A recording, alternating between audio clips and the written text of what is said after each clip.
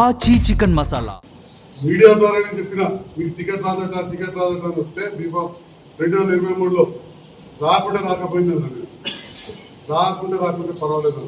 ఎందుకంటే దానివల్ల ఏం లబ్ధి ఉందని మీరు అనుకున్నట్టు నాయి కానీ మాలూరు తరఫున కానీ ఆస్తులు పెరగలేదు, ఇంకేమంటే తగ్గినాయి. ఎక్కడికెళ్ళండి ఎంక్వైరీ చేసుకొని మీరు పెద్ద హోదాలు ఉన్నారు, మీ ఇంట మాజీ మంత్రులు ఉన్నారు, ఎమ్మెల్యేలు ఉన్నారు, ఎక్కడ కూడా పెరగలేదు. ఈ రోజు కూడా 12 సంవత్సరాల తర్వాత కూడా నేను ప్రతిరోజు 3 గంటలు హాస్పిటల్ పోయి పని చేసుకుంటాను, వృత్తి చేసుకుంటా. నా వృత్తి ధర్మం, నా ఒకవైపు రాజకీయం ఇప్పుడు వృత్తి అయిపోయింది. అప్పుడేమో అది వృత్తి, రాజకీయం ప్రభుత్వం. రాజకీయాల్లో చిన్నప్పటికెళ్ళి తిరుగుతున్నా, మీకు కంటే ఒక 20 సంవత్సరాల ముందు నుండి తిరుగుతున్నా. మీరే 2004 వచ్చి కావచ్చు, నేను 84 నుంచి తిరుగుతున్నా. కేటీఆర్ గారు ఇష్టం వచ్చినట్టు మాట్లాడితే చాలాసార్లు ఒప్పుకోబట్టి, కానీ ఏ బ్రీడ్ హైబ్రిడ్ అంటే నేను ఇవాళ మిమ్మల్ని అడుగుతున్నా సార్, మరి ఇదే చంద్రశేఖర్ గౌడ్ మీరు నిలబెట్టి బీఫామ్ ఇయ్యాక క్రాస్ ఓటింగ్ మొత్తం జీవన్ రెడ్డికి వేసినాడు, మీదే క్రాస్ బ్రీడ్ అని అడుగుతున్నా. అసలు జీవన్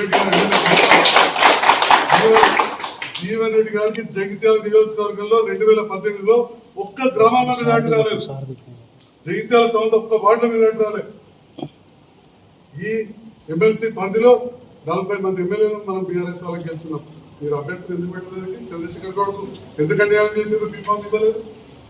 మీరు క్రాస్ ఓటింగ్ చేయించారు, క్రాస్ బ్రీడ్. ఇవాళ మీరు తీసుకుంటున్నారు. జీవన్ రెడ్డి గారు ఇంత పెద్ద కాంగ్రెస్ నాయకుడు అంటారు, సయాన మీడియాకి చెప్పాడు, సీనన్న కొడుకు అని చెప్పి 2019లో బీజేపీ కొట్టేయించామని చెప్పారు. 6 క్రాస్ ఓటింగ్ చేయించారు, 6 క్రాస్ బ్రీడ్. మమ్మల్ని క్రాస్ బ్రీడ్ ఏ బ్రీడ్ అంటారా? మీది క్రాస్ బ్రీడ్.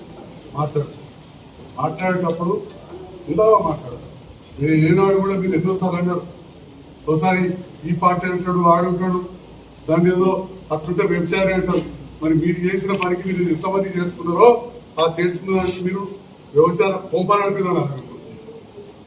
జగిత్యాల్లో మార్కెట్ కూడా పుట్టింపున్నది. ఇలా పక్కా చెప్తా ఉన్నా, ప్రజలలో సర్వే చేయించుకొని సంజయ్ కుమార్ అనేవాడు అభివృద్ధి కోసమే ఇవాళ ప్రభుత్వంతో కలిసి పనిచేస్తుంది, మంత్రులతో ఎమ్మెల్యేతో కలిసి పనిచేస్తుంది. చేసి చూపెట్టిన పాత బాకీ ఎస్పీ ఆఫీసు బొడ్డిగూడ ఉంటే బిల్లు ఇచ్చి కట్టించినాం. పైగా లేదు, నీళ్లు లేవు, కరెంటు లేదు, బిల్లులు ఇచ్చినాం. ఆ డబ్బులు తెచ్చిన వేల మంది ఉన్నారు. 12.33% మాత్రమే బిల్లులు పెంచారు. ఇంకా 87.70% కట్టుకోండి. 12% కట్టి మెడికల్ కాలేజ్ ఇచ్చినాడు. 87% కట్టాలి. అందులో 40% బిల్లులు ఇచ్చి ఇప్పుడు పనులు నడుతున్నాయి. 2 నెలల హాస్టల్ లేదు. రోలవర్ ప్రాజెక్టు 30 కోట్లు పెద్దల లక్షలు ఇప్పించింది.